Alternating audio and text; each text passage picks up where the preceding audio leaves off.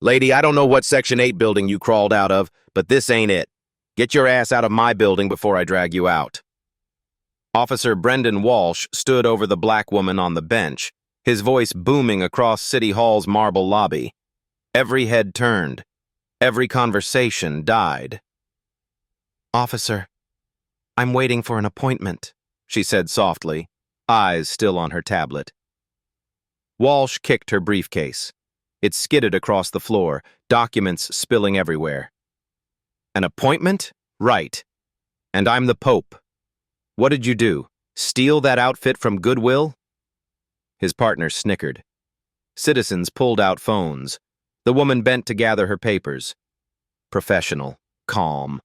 Her hands didn't shake. Walsh grabbed her arm hard. "Don't make me repeat myself. People like you don't belong here. This is a place for respectable citizens." She stood slowly, meeting his eyes. "People like me?" Walsh's lip curled. "You know exactly what I mean." "Thou.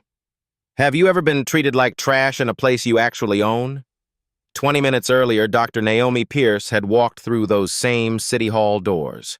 No security detail, no flashing lights, no announcement, just a woman in a navy suit, carrying a leather briefcase, arriving 15 minutes early for an 11:30 meeting. The building smelled like old wood and floor polish. Sunlight poured through tall windows, casting long shadows across the marble floor. The air conditioning hummed quietly. Somewhere upstairs, a phone rang. Naomi had chosen this moment deliberately. She'd been governor of Oregon for 6 months now. 6 months of signing bills, attending ceremonies, cutting ribbons. 6 months of people bowing, scraping, saying, "Yes, Governor," to everything. But she remembered a different time. She remembered being followed in stores, watched in banks, questioned in her own neighborhood. Being black in America meant proving you belonged. Every single day, in every single space, so she'd developed a test. Surprise inspections, she called them. Show up early. No fanfare. See how city employees treated ordinary citizens. See if her police reform bills were actually working. Riverside had been flagged. 17 excessive force complaints in the past year, all against officers in this precinct, all against black and Latino citizens. All dismissed. She'd read every file on the plane ride here. Officer Brendan Walsh, 38 years old, 12 years on the force, 17 complaints, 0 consequences. Now she sat on a wooden bench near the security desk, reviewing architectural plans on her tablet. The building's recent renovation had cost $8 million, state and federal grants, money she'd helped secure when she was still a legislator. Around her, Riverside went about its Tuesday. A young mother filled out forms at the permit window. An elderly man waited for his property tax receipt. 2 lawyers in expensive suits talked quietly near the elevators. Nobody paid attention to Naomi. She was just another black woman. Waiting. Quiet. Invisible. Exactly what she'd planned. Security guard James Martinez stood at his post by the metal detectors. 62 years old, gray hair, kind eyes. He nodded politely when she entered, checked her briefcase, waved her through. Professional. Respectful. The way it should be. The digital sign above the reception desk scrolled through announcements. City Council meeting Thursday. New parking regulations. Then, welcome Governor Pierce. Facility inspection 11:30 a.m. Most people didn't look up at those signs. On the wall opposite Naomi hung a portrait. Recently. Official. The current governor of Oregon in a dark suit, American flag backdrop, the state seal gleaming gold. Her own face stared back at her. Nobody looked at that either. The clock above the security desk read 11:12 a.m., 18 minutes until her meeting with Mayor Catherine Hartwell. They'd worked together on housing initiatives when Naomi was in the state legislature. Good woman. Progressive. Actually cared about reform. But caring wasn't enough. Systems didn't change because people cared. Systems changed when power was held accountable. Naomi had written 3 police accountability bills in her first month as governor. Mandatory bias training, pattern tracking databases, civilian oversight boards with real authority, all signed into law, all supposedly being implemented. But laws on paper meant nothing if officers like Walsh still walked around with badges and guns and 17 complaints. She glanced at her watch. Cartier, a gift from her wife on Inauguration Day. Her phone buzzed. Text from her security detail, parked 2 blocks away. "Everything okay, ma'am?" She typed back, "Perfect. Stay there." They hated when she did this. Her chief of security had almost quit twice, but she'd spent 30 years in politics, 8 years in the state legislature. She knew how the government worked when nobody was watching. She knew the difference between policy and practice. The front doors opened. 2 police officers walked in, boots echoing on marble. One was broad-shouldered, crew-cut, mirrored sunglasses clipped to his uniform. He moved like he owned the place. Chest out, eyes scanning, looking for problems. Officer Brendan Walsh. His partner followed behind. Younger, thinner, nervous energy. Martinez nodded at them. "Morning, officers." Walsh barely acknowledged him. His eyes swept the lobby, cataloging faces, judging, dismissing. Then his gaze landed on Naomi. She felt it immediately. That look. The one every black person knows. Suspicion. Contempt. That instant calculation. Doesn't belong. She kept her eyes on her tablet. Calm. Professional. Waiting. Walsh started walking toward her. Here we go, she thought. Let's see what 12 years and 17 complaints look like up close. Walsh's boots clicked across the marble. Each step is deliberate. Loud. A statement. He stopped directly in front of Naomi, blocking her light. "Excuse me, ma'am." His tone wasn't polite. It was the fake politeness cops used before things went bad. Naomi looked up. "Yes, officer? Can I ask what you're doing here?" "I'm waiting for an appointment." Walsh's jaw tightened. "An appointment with who?" "That's between me and my meeting." His partner moved closer. Officer Derek Morrison, 31, 5-year veteran. His hand rested on his belt, fingers drumming nervously. Walsh's voice got louder. "Ma'am, I need you to answer my questions. What business do you have in this building?" Around them, citizens stopped what they were doing. The young mother at the permit window turned. The elderly man looked up from his receipt. Naomi kept her voice level. "Officer, I'm a citizen in a public building. I have every right to be here." "That's not what I asked." Walsh took a step closer. "I asked what business you have here." "And I told you. An appointment." "With who?"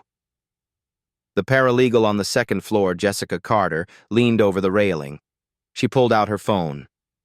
Naomi gestured to her tablet and briefcase. "As you can see, I'm reviewing documents while I wait. Is there a problem?" Walsh's eyes narrowed. "Yeah, there's a problem. You look like you're casing the joint." Morrison shifted uncomfortably. "Walsh, maybe we should—" "I got this." Walsh bent down, getting in Naomi's face. "See, we get a lot of people in here who don't have legitimate business. Confused people, lost people, people who wander in off the street looking for handouts." The young mother gasped softly. Naomi's expression didn't change. "I assure you, officer, I'm not confused or lost." "Then prove it. Show me some ID." "Am I being detained?"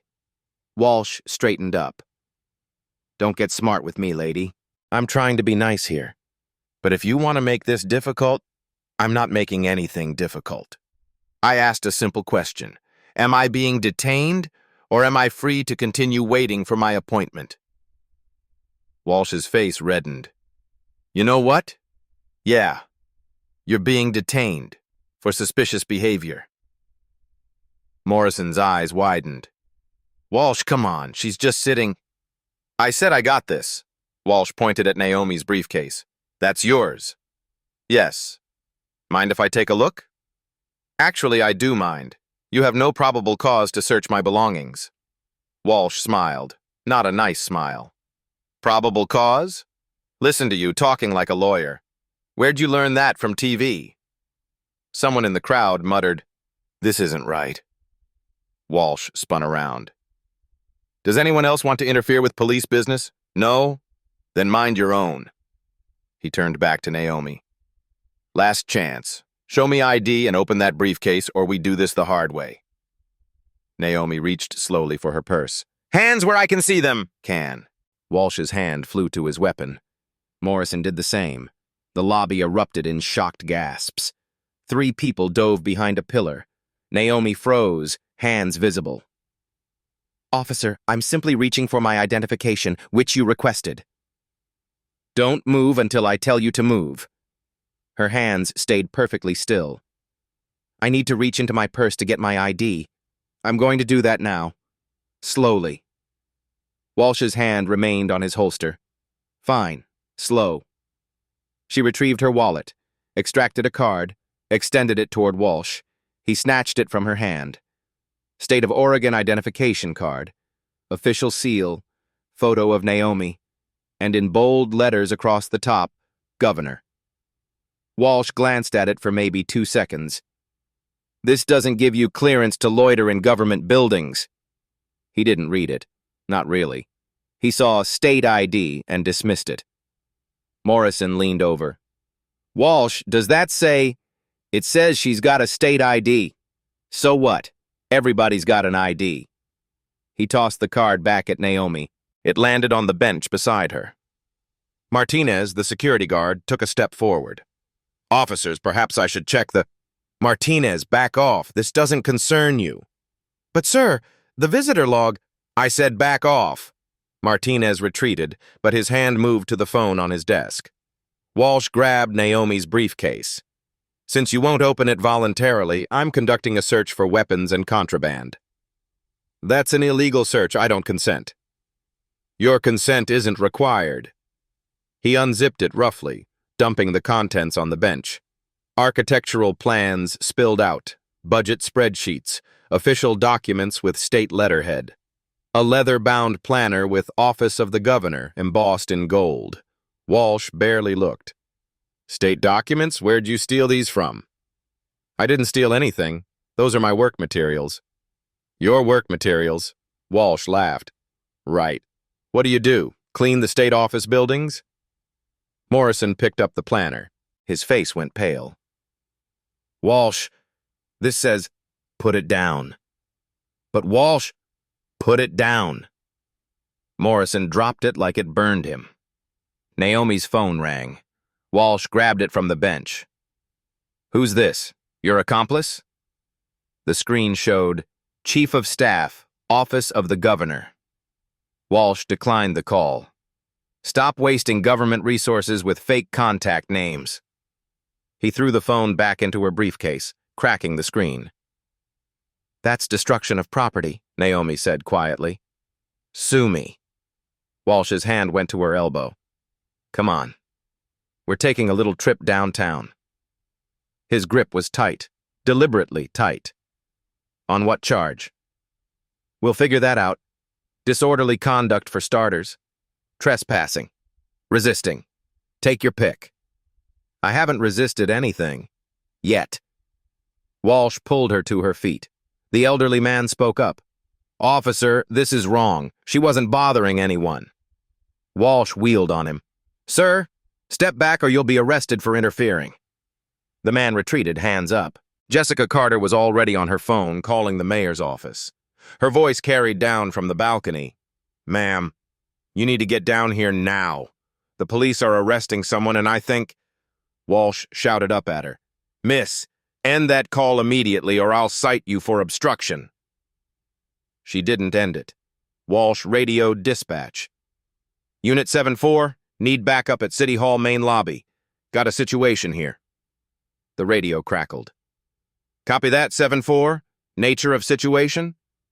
uncooperative individuals, refusing to leave government property, possible theft of state documents. Copy. Sending Unit 3-2. Morrison whispered urgently.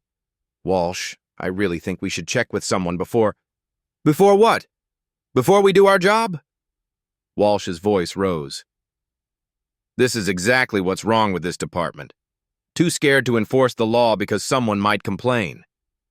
He produced handcuffs from his belt. The metal gleamed under the fluorescent lights. Turn around. Hands behind your back. Naomi didn't move. Officer Walsh, I'm going to say this once more. You're making a mistake. The only mistake here is yours, thinking you could waltz into a government building and do whatever you want. He grabbed her wrist. Turn around. Now. Walsh. Morrison's voice cracked. Her ID. Did you actually read? I read it. State ID. Big deal. Turn around, ma'am. The front doors opened.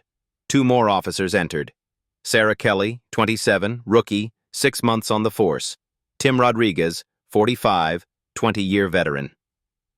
Rodriguez took one look at the scene and his expression shifted.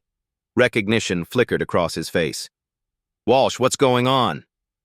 Rodriguez approached carefully. Trespasser. Found her with stolen state documents, refusing to cooperate. Kelly squinted at Naomi. Walsh, are you sure she's... I'm sure. Rodriguez, help me restrain her. Rodriguez moved closer to Naomi. He looked directly at her face, then at the portrait on the wall, back to her face. His eyes went wide. Walsh, stop! Right now! Excuse me? I said stop. Rodriguez's voice had urgency now. Do not handcuff her. Rodriguez, that's an order. I'm senior. I don't care if you're the chief. That's... He lowered his voice, stepping between Walsh and Naomi. Walsh, look at her ID again. Actually look at it. I already looked at it. No, you didn't. Look at it. Walsh grabbed the ID card from the bench, irritated. His eyes scanned it quickly, then stopped. His face went from red to white in 2 seconds. The card slipped from his fingers. Rodriguez picked it up, holding it where Kelly and Morrison could see. State of Oregon, across the top. The state seal in gold emboss. And beneath Naomi's photo, in capital letters, Governor Naomi Pierce. Morrison made a choking sound. Kelly's hand flew to her mouth. Walsh just stared. At the card. At Naomi. At the portrait on the wall. The portrait of Governor Naomi Pierce. Staring back at him. The lobby fell silent. Not the quiet of before. This was different. Thicker. Suffocating. Walsh's hand still hovered where he'd dropped the ID card. His mouth opened. Closed. No words came out. Rodriguez's voice cut through the silence. Everyone heard me, right? That's Governor Pierce. The Governor Pierce. Morrison stumbled backward. Oh, God. Oh, God. Walsh, what did we... Shut up. Walsh's voice came out strangled. Just shut up. But it was too late. The whispers started. Citizen to citizen. Phone to phone. Did he just say governor? That's the governor of Oregon? He tried to arrest the governor? Martinez was already sprinting to his desk. His hands shook as he grabbed the visitor log, flipping pages frantically. Kelly stared at the portrait, then at Naomi, then back. Sir, we need to... I said shut up. Walsh's face had gone from white to red again. Panic red. His chest heaved. Naomi remained perfectly still, watching, calm, like she was observing an experiment. Rodriguez held up the ID card for everyone to see. This is Governor Naomi Pierce's official state identification, gold seal, holographic security features. This is real. Walsh snatched it back. His hands trembled as he held it closer. Reading, rereading. No, this couldn't be. But it was. Every detail screamed official. The raised seal felt real under his thumb.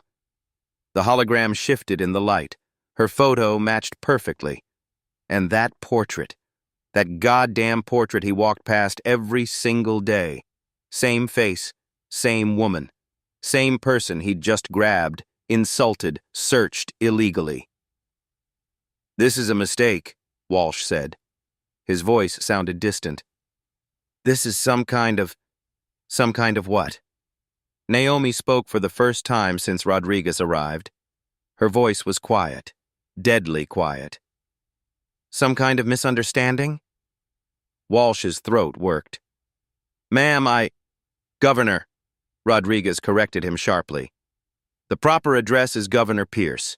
Governor Pierce." Walsh could barely get the words out. "I apologize. There's been a terrible—" "What a terrible what, Officer Walsh?" Naomi took a step toward him. He actually backed up. "A terrible case of doing your job, of protecting this building, of treating a citizen with respect?" She gestured around the lobby. "Or a terrible case of deciding I didn't belong here because of how I look?" The young mother with the permit forms nodded vigorously. Several citizens murmured agreement. Walsh tried again. "Ma'am, Governor, I didn't know." "You didn't know." Naomi's eyes were steel. "Let me ask you something, Officer Walsh. If I had been a white woman in a suit, sitting quietly on that bench, would you have approached me at all?" Silence. "Would you have kicked my briefcase across the floor?" Walsh's eyes dropped. "Would you have accused me of stealing documents, of casing the building, of not belonging?" Morrison whispered, "Walsh, just apologize." "I'm trying to—" "No!" Naomi cut him off. "You're trying to make excuses. There's a difference." Martinez ran over, the visitor log clutched in his hands. "Officers, she's right here. 11:30 appointment with Mayor Hartwell, Governor Naomi Pierce. It's been in the system since last week." Walsh looked at the log like it was written in a foreign language. "I tried to tell you," Martinez said, his voice shaking with anger now. "I tried to say check the log, but you told me to back off." Rodriguez turned to Walsh. "You didn't check the log? I didn't think—" "That's the problem. You didn't think." Rodriguez's 20 years on the force gave his words weight. "You saw a black woman and you made assumptions. That's exactly what happened." Rodriguez pointed at the spilled contents of Naomi's briefcase. Documents with state letterhead. A planner that says Office of the Governor in gold letters. Her ID card with Governor printed across it. You looked at all of that and saw nothing. Walsh opened his mouth, closed it. Kelly picked up the leather planner, handling it like a bomb. "Sir, this is official. The state seal is embossed on every page." "Let me see that." Walsh grabbed it from her. Page after page of official business. Meeting notes with legislators. Phone calls with federal officials. Policy drafts in Naomi's handwriting. And today's page, marked clearly. 11:30 a.m., Mayor Hartwell, Riverside City Hall, surprise facility inspection. Walsh's hands started shaking harder. Surprise facility inspection. She'd come here on purpose, early, without security, to see how his department treated ordinary citizens, and he'd failed, spectacularly. "You set this up," Walsh said suddenly. "This was a trap." The words hung in the air like gasoline fumes. Rodriguez's face went pale. "Walsh, don't. This was a setup." Walsh's voice rose, desperate now. "You came here dressed down, no security, early. You wanted this to happen." Naomi's expression didn't change. "Officer Walsh, I came here dressed professionally for a meeting with the mayor. Is a tailored suit dressed down to you?" "You know what I mean. You hid who you were." "I hid nothing. My identification was in my wallet. My official documents were in my briefcase. My appointment was in your visitor log. My portrait is on that wall." She pointed. "I simply existed in a public space without announcing my title." "You didn't tell me you were the governor." "Why should I have to?" Her voice rose for the first time. Why should any citizen have to prove their importance before receiving basic respect? The crowd erupted in agreement. Phones captured everything. Walsh's face twisted. This isn't fair. Anyone would have what? Kelly interrupted. She was young, but she'd seen enough. Sir, I wouldn't have. Rodriguez wouldn't have. Martinez tried to stop you. Morrison found his voice again. Walsh told me not to verify anything. He said we didn't need to check with building security. You little... Walsh turned on his partner. Don't! Rodriguez stepped between them. Morrison, go stand by the door. Kelly, you too. They obeyed immediately. Now it was just Walsh, Rodriguez, and Naomi, and 17 witnesses with phones. Rodriguez spoke carefully. Governor Pierce, on behalf of Riverside Police Department, I sincerely apologize for... Officer Rodriguez, while I appreciate the sentiment, you're not the one who owes me an apology. Naomi's eyes never left Walsh. And frankly, an apology isn't enough. Walsh's radio crackled. Unit 7-4, backup is 30 seconds out. What's your status? Rodriguez grabbed the radio before Walsh could respond. Dispatch, this is Officer Rodriguez. Cancel that backup. Situation is resolved. Repeat, cancel the backup. Copy that. Canceling Unit 3-2. Martinez was on his desk phone now. Mayor Hartwell, you need to come down here immediately. It's urgent. Yes, ma'am. The governor is... Yes, she's here. No, ma'am, there's been an incident with officers. Walsh lunged for the phone. Rodriguez blocked him. Don't even think about it. Rodriguez, we can fix this. We can explain. Fix this? Rodriguez laughed bitterly. Walsh, you assaulted the governor of Oregon. On camera, with 17 witnesses, in her own building. It wasn't assault, You grabbed her arm hard enough to leave marks. Rodriguez pointed at Naomi's wrist. Red finger marks were already visible. You kicked her briefcase. You broke her phone. You conducted an illegal search. You ignored her rights. And you did it all while calling her people like you. Every word hit Walsh like a physical blow. We all heard it, the elderly man called out. He said people like you at least 3 times. He said she looked like she crawled out of a Section 8 building, the young mother added. He asked if she stole her outfit from Goodwill, Jessica Carter shouted from the balcony. Walsh looked around wildly. Every face stared back at him, accusing, disgusted. I was just doing my job. Your job is to protect citizens, not terrorize them. Rodriguez unclipped Walsh's radio. Give me your badge. What? Badge. Weapon. Now. Rodriguez, you can't. I'm a senior officer and you just committed multiple felonies in front of God and everybody. Badge. Now. Walsh's hands went to his belt. They fumbled with the badge holder. It took 3 tries to unclip it. Rodriguez took it. The weight felt wrong in his hand. All those years Walsh carried it, all those complaints, all those chances to change, gone in 15 minutes. Morrison was crying now, actual tears running down his face. I didn't know. I swear I didn't know who she was. Naomi turned to him. Officer Morrison, you didn't need to know who I was. You needed to treat me like a human being. That's the baseline, not the exception. I know, Walsh said, and you followed. How many times have you followed Walsh into situations like this? Morrison's silence was answer enough. The elevator dinged.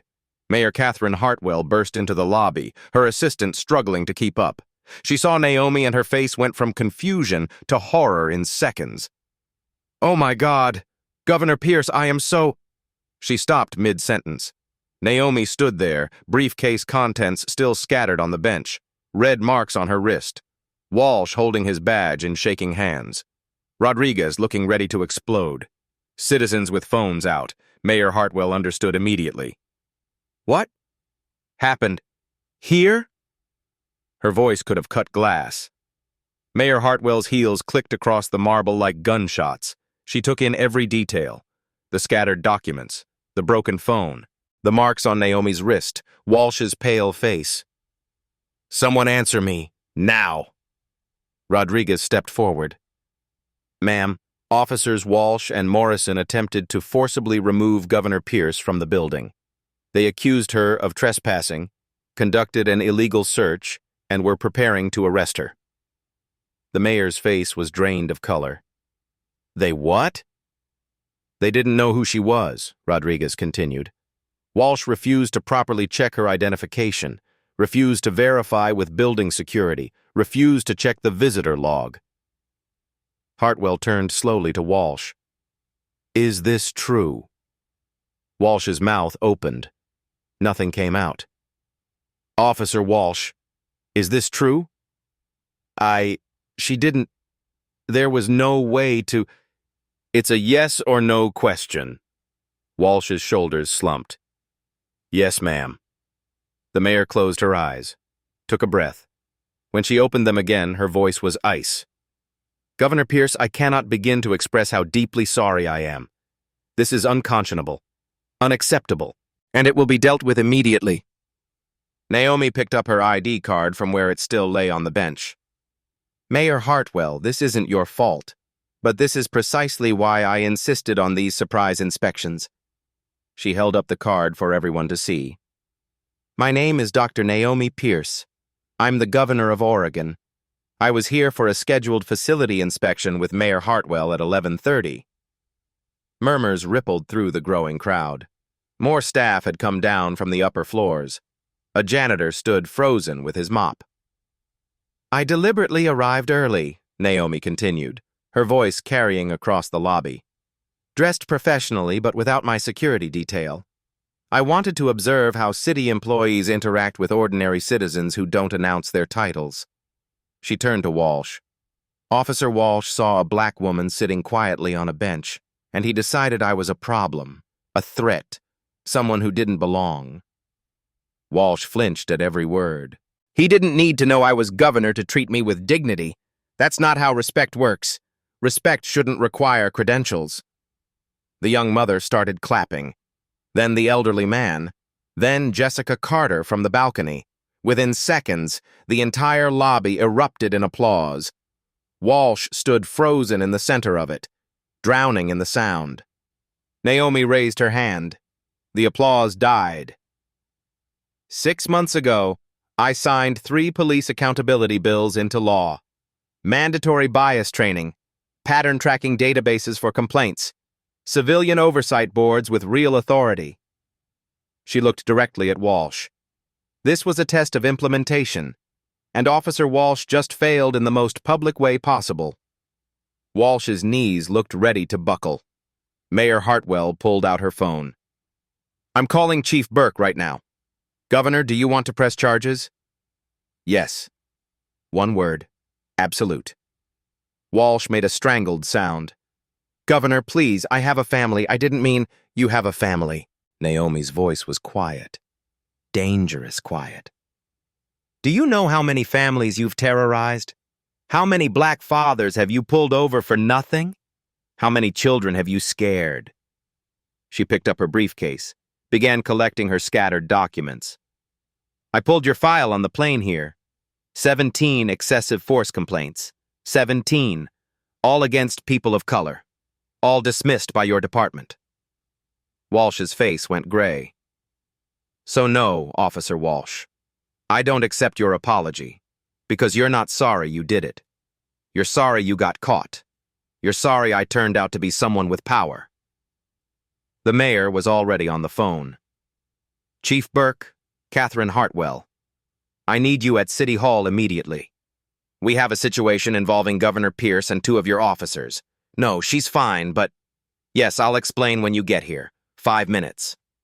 She ended the call. 2 state police officers burst through the front doors, hands on weapons. Naomi's security detail. "Governor Pierce!" The lead agent rushed over. "Ma'am, are you all right? We got an alert from City Hall security." "I'm fine, Agent Morrison. Stand down." "Ma'am, we have protocols, which I deliberately circumvented for this inspection. I'm unharmed." The agent looked at the red marks on her wrist. His jaw clenched. Ma'am, with respect, you're clearly not unharmed. He turned to Walsh. Who put hands on the governor? Walsh took a step back. Rodriguez pointed. He did. Officer Brendan Walsh, badge number 742. The state police agent's hand went to his cuffs. Sir, you're being detained pending investigation of assault on a state official. I didn't assault anyone, Walsh's voice cracked. I was doing my job. Your job is to assault citizens? Naomi asked. No, I thought... You thought what? That I was beneath you? That I didn't deserve basic dignity? That you could treat me however you wanted because I'm black? I never said... You didn't have to say it, Officer Walsh. Your actions said it loud and clear. The front doors opened again. Chief Raymond Burke entered, his face already red. He saw Naomi and stopped dead. Dear God. He looked at Walsh, at the scattered documents, at the state police with hands on weapons. Please tell me this isn't what I think it is. Mayor Hartwell handed him her phone. Security footage already pulled up, the whole incident from 3 camera angles. Burke watched in silence. His face went from red to purple. When the video ended, he looked at Walsh. Give me your badge and weapon, right now. Chief, I can explain. Badge, weapon, now. Walsh fumbled with his holster. His service weapon came out, hands shaking so badly Rodriguez had to take it for him. The badge followed. 19 years on that shield. Gone. Burke turned to Morrison. You too. Morrison didn't argue. He handed everything over immediately. Both of you are suspended without pay, effective immediately, pending a full internal investigation and criminal charges. Burke's voice shook with barely controlled rage. And when I'm done with you, there won't be a department in this country that'll hire you. He faced Naomi. Governor Pierce, I take full responsibility for the culture that allowed this to happen. These men work for me. Their actions reflect my leadership. Naomi studied him. Your next actions will determine whether that responsibility means anything, Chief Burke. I understand, ma'am. More news vans pulled up outside. Reporters pressed against the glass doors. The story was already spreading, and Walsh's world was already over. The FBI arrived 12 minutes later. Special Agent Victoria Carter strode through the front doors, badge already out. 2 more agents followed, moving like they owned the building now. I'm looking for Governor Naomi Pierce. Naomi stepped forward. That's me. Agent Carter's eyes went to the marks on Naomi's wrist. Her expression hardened. Ma'am, I'm Special Agent Carter, Civil Rights Division.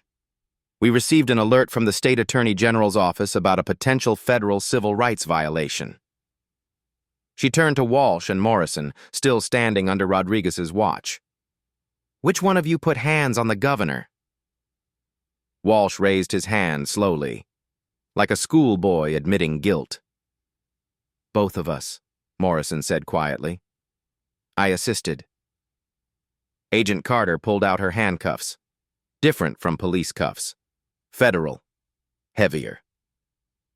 The sound of them clicking open echoed through the lobby. Officer Brendan Walsh, you're being detained for suspected violation of Title 18, Section 242, deprivation of rights under color of law.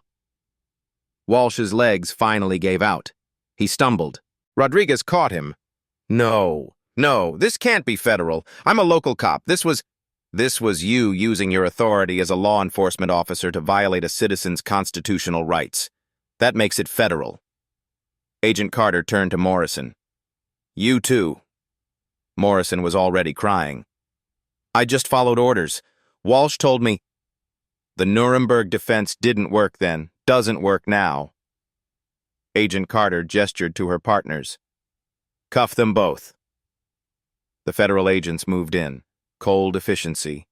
Walsh's hands went behind his back. The cuffs clicked shut. He looked at Naomi. Governor, please. I'll resign. I'll do anything. My wife, my kids. Naomi's voice was steel. Should have thought about your family before you grabbed me. Before you called me people like you. before you made 17 other families live in fear. I swear I'll change. You had 17 chances to change. She picked up her phone, screen cracked from where Walsh threw it.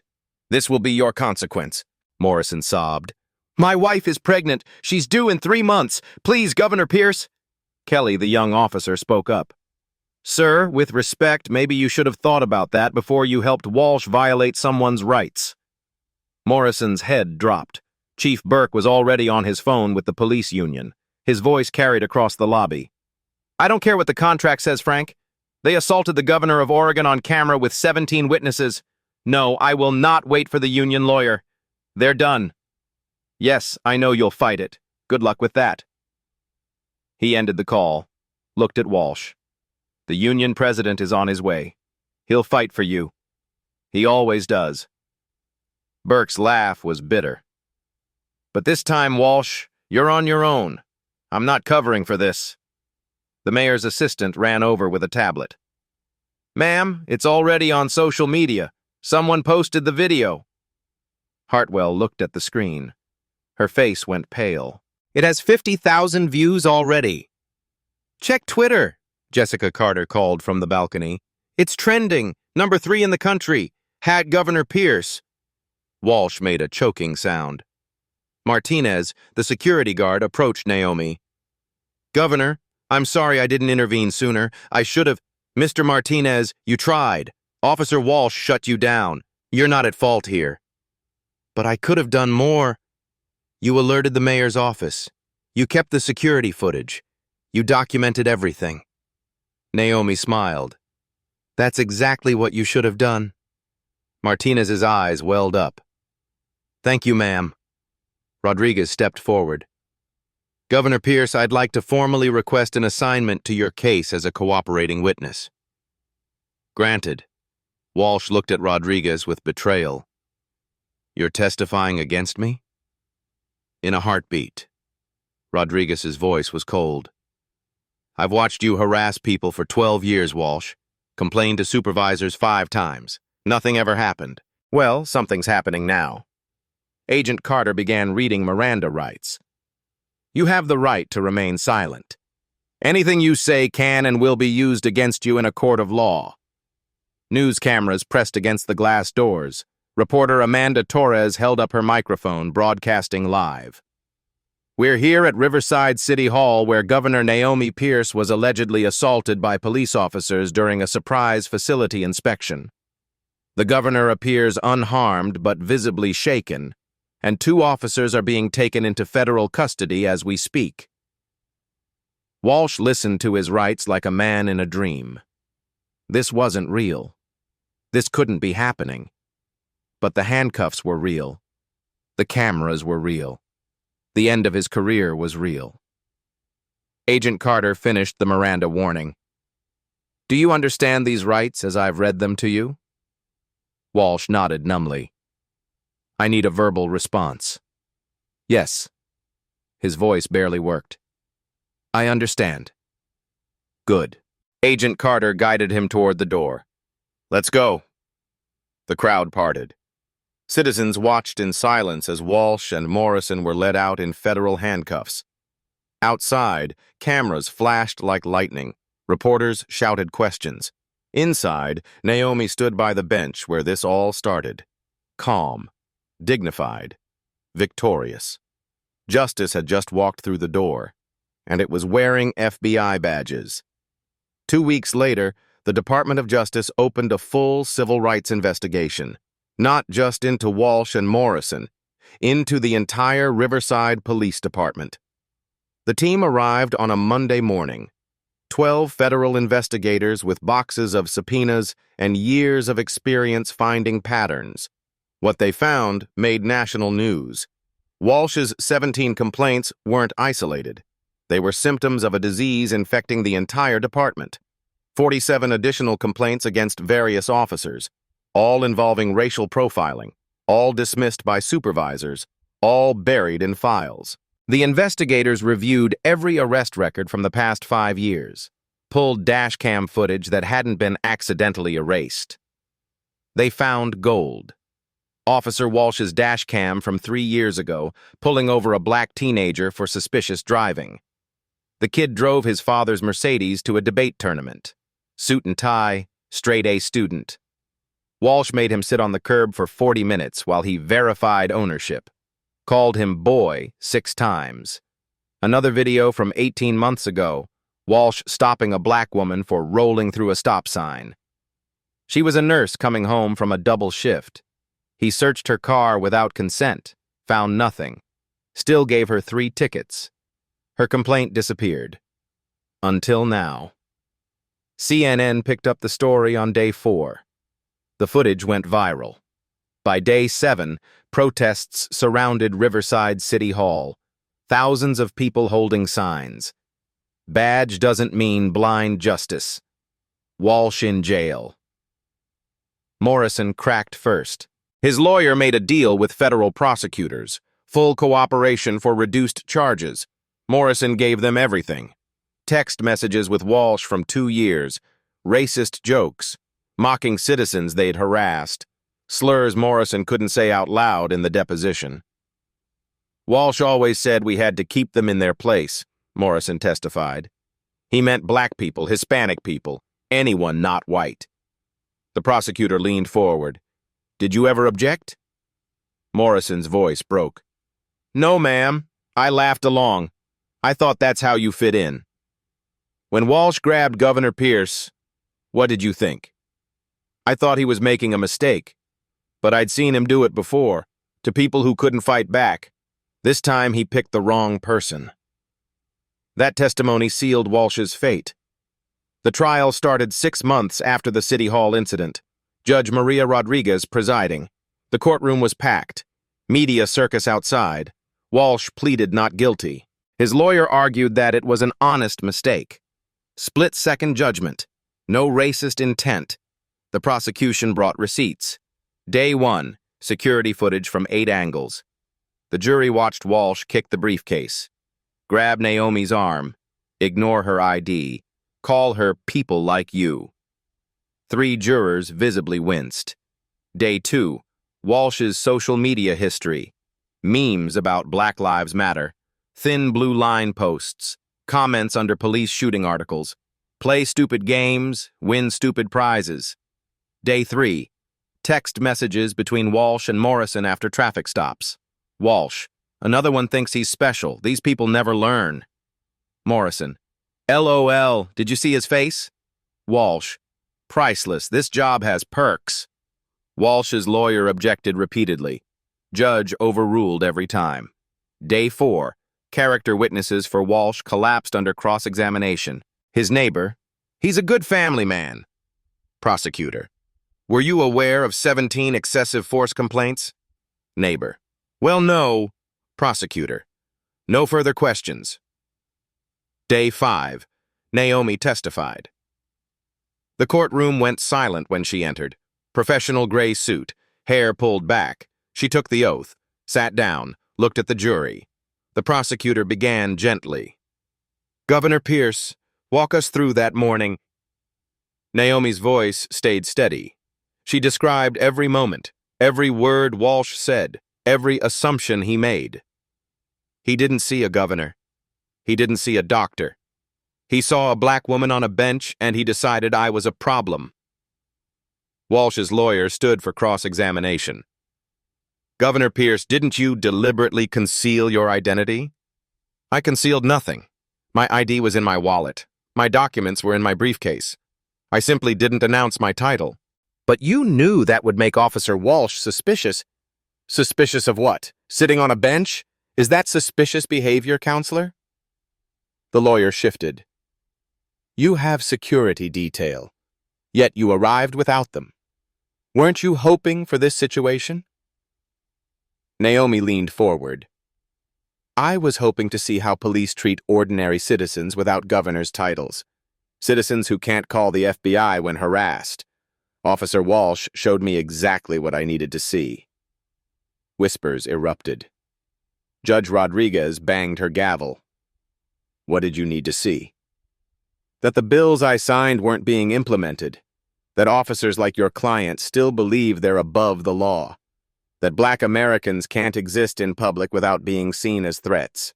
She looked at Walsh. I came to do my job. Your client decided I didn't belong because of my skin color. That's not a mistake. That's a pattern. Walsh's lawyer sat down. The jury deliberated for 4 hours, guilty on all counts. All.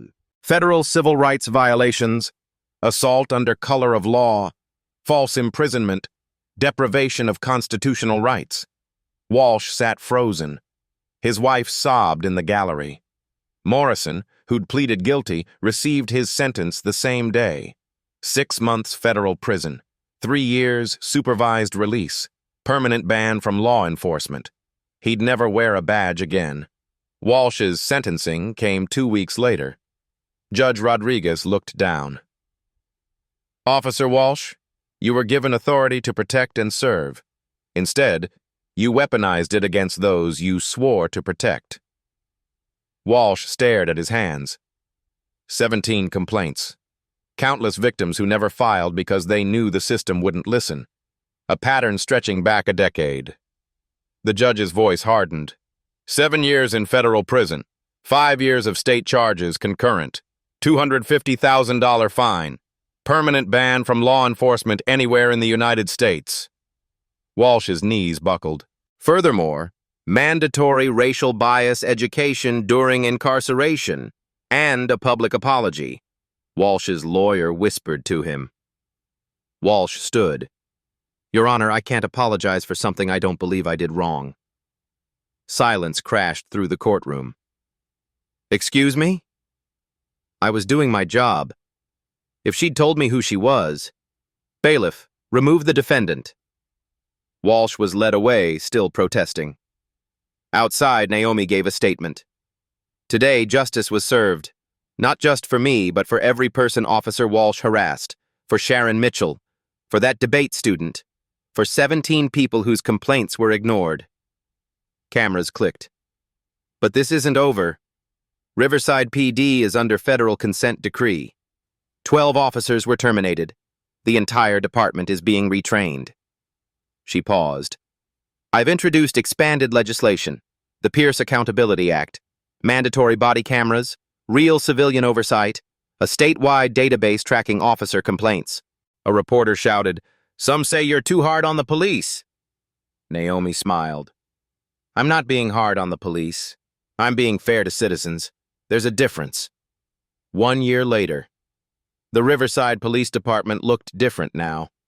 Chief Raymond Burke had retired, forced out by the consent decree and his own conscience. The new chief was Maria Diaz, Latina, former civil rights attorney. Zero tolerance for misconduct. She'd fired 12 officers in her first month, retrained everyone else, installed body cameras that couldn't be turned off, created a civilian oversight board with real power to investigate and discipline. The changes were working. Excessive force complaints dropped 87%. Community trust surveys showed 64% improvement. Parents stopped teaching their kids to fear the police. Officer Tim Rodriguez became the department's training supervisor. He taught de-escalation, bias recognition, constitutional rights. Every new recruit watched the security footage from that day at City Hall. 8 angles, 15 minutes. Walsh's voice echoing through the training room. This is what happens when you let prejudice wear a badge, Rodriguez told each class. This is what we will never be again. James Martinez, the security guard, received a commendation from the mayor. He now served as community liaison, building bridges between police and citizens. Officer Sarah Kelly left Riverside PD. She joined the State Police Academy as an instructor. She taught a class called When Your Partner is Wrong. Morrison served his 6 months. Got out. Moved to another state. Worked construction now. He'd never touch a badge again. Walsh was still in federal prison. 3 years down. 4 to go. A journalist visited him last month, asked if he'd learned anything. Walsh stared at the table between them. I destroyed my life because I couldn't see past my prejudice. His first real moment of remorse. I think about that day every moment. How differently I would act now. Then he added, But the system created me. They trained us to see threats, not people. The journalist pushed back. You had 17 chances to change. Walsh said nothing. The Pierce Accountability Act passed in Oregon, then spread. 7 other states adopted it. Federal legislation citing Naomi's case as the catalyst. Police academies nationwide used the incident as a training case study. Naomi's approval rating hit 73%, highest of any governor in the nation. In her office late one evening, she reviewed new policy proposals. A documentary filmmaker sat across from her. People ask if I'm angry, Naomi said. I'm not angry, I'm determined. She looked at the camera. That day at City Hall wasn't about me. I was fine, I had power. But what about the teenagers stopped for looking suspicious? The mother searched in front of her children? They don't have governor's titles. Her voice softened but stayed strong. Real change comes when we stop requiring credentials for dignity. The filmmaker asked about Riverside now. Naomi smiled. They're a model. Town halls between police and community. Youth programs where officers mentor at-risk teens. Trust building that actually works. She stood, walked to her window. The Capitol building glowed against the night sky.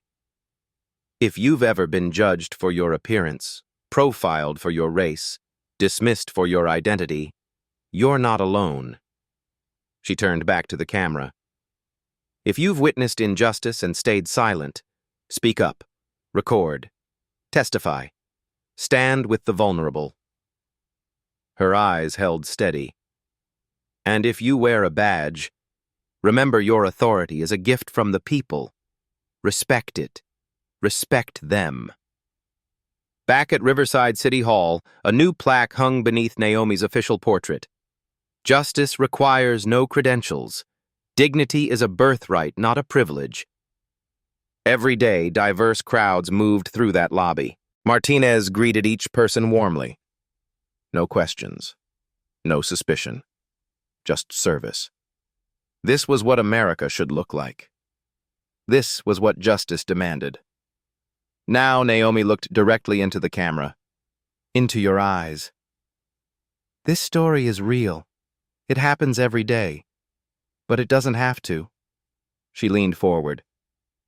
Subscribe if you believe in accountability. Share if you've experienced profiling. Comment with your story. Let's build a movement.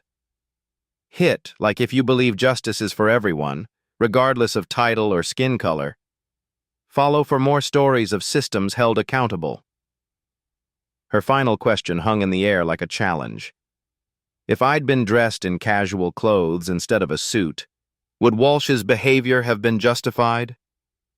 If I didn't have a title, would I have deserved that treatment? When do we decide someone belongs in a public space? She paused. Be honest. Have you ever made assumptions about someone based solely on how they looked? Drop your answer in the comments. The truth might surprise you.